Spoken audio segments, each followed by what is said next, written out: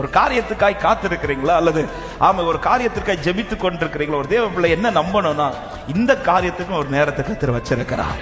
என் ஜெபம் வீண் போகாது, என் அழுகை வீண் போகாது.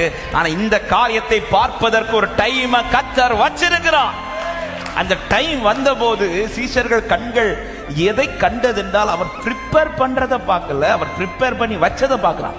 ஆமே. ஏன் இன்னும் ஆண்டவர் உங்க கண்ணுக்கு காட்டலன்னா, அவர் என்ன பண்ணிட்டு இருக்கிறார்? ப்ரிப்பேர் பண்ணிட்டு இருக்கிறார். எப்ப காட்டுவார்? ப்ரிப்பேர் பண்ணி முடிச்சதும். அவர் ஒரு டைம் வச்சிருக்கிறார். அதுவரை, அதாவது எடுத்து தரும்போது இந்த அரவேக்காடுல எல்லாம் எடுத்து தர மாட்டார். மீனை ஃப்ரெஷ்ஷா நல்லா வெந்து நல்லா சாப்பிடக்கூடிய இடத்துல இல்ல. அவன் ரொம்ப என் பிள்ளைக்கு பசிச்சுன்னு சொல்லி பாதி வெந்துட்டு இருக்கும்போது எடுத்து காட்டுகிற தெய்வம் அல்ல. கரெக்ட் டைம்ல அவருக்கு தெரியும் எப்ப இதை காட்டணும். அவங்க வந்து பார்க்கும்போது அவர் ப்ரிப்பேர் பண்ணிட்டு அல்ல, ப்ரிப்பேர் பண்ணி ரெடியா வச்சிருக்கிறார். வச்சு பிறகுதான் அவங்க கண்களுக்கு அவர் தென்படுகிறார். ஹல்லேலூயா. டைம், அதாவது எனக்கான ஆயத்தம் பண்ண வேண்டியது ஆயத்தம் பண்ணி வைத்து விட்டு, ஏன் இன்னும் கர்த்தர் செய்யல? அவர் ப்ரிப்பேர் பண்ணிட்டு இருக்கிறார். அவர் செய்ய மாட்டேன் என்று அல்ல, செய்ய மாட்டேன் என்றா செய்ய மாட்டேன் சொல்லிடுவார். இன்றைக்கு கர்த்தருடைய வார்த்தை உங்களுக்கு நேராய் வருகிறது என்றால் உங்களுக்கான ஒரு நேரம் உண்டு.